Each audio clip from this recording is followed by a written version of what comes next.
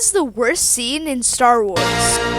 Today I will be covering not only that, but also the biggest plot holes in all of Star Wars. So now, let's get into it. Luke Skywalker, Jedi legend, who saw a few bad dreams and said, "Time to kill my nephew." Yes, that's the same guy who threw down his lightsaber in front of Palpatine. Like, I am a Jedi, like my father before me. Now, he's like, I am a Jedi, like. And Han Solo, our rebellious hero, he gets old and goes, "Well, time to ditch my wife, my kid, and go back to smuggling like the last 30 years didn't even happen."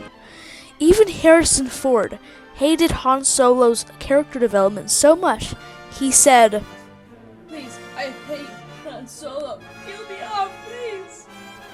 Now, we get to the Sith knife, TM.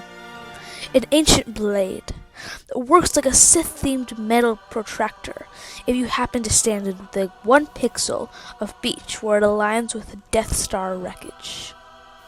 So the Sith either built a knife after the Death Star exploded and somehow kept it secret for 30 years in perfect condition, or built it before the Death Star exploded and could predict the exact way a moon-sized space station would fall apart in the ocean.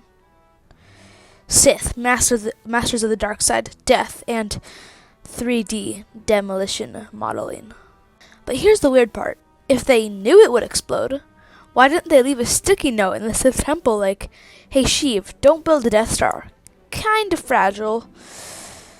And if these guys can predict the future, why couldn't they predict that their empire was gonna flop twice? Maul gets diced like a watermelon. Dooku gets double lightsabered.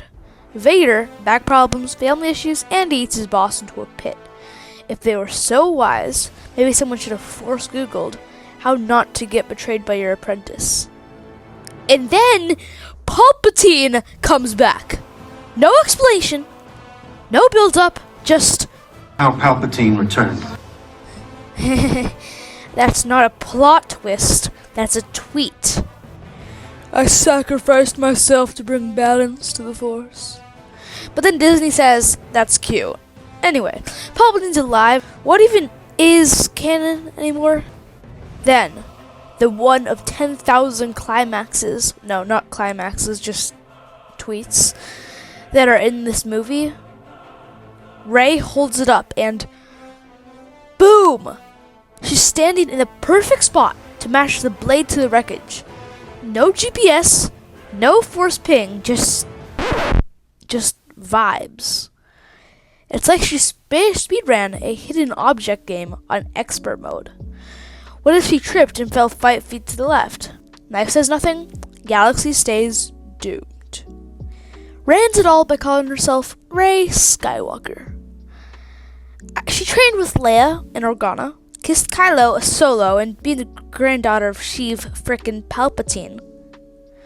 So okay, I guess if I help one firefighter, I get to call myself Leo Fireman.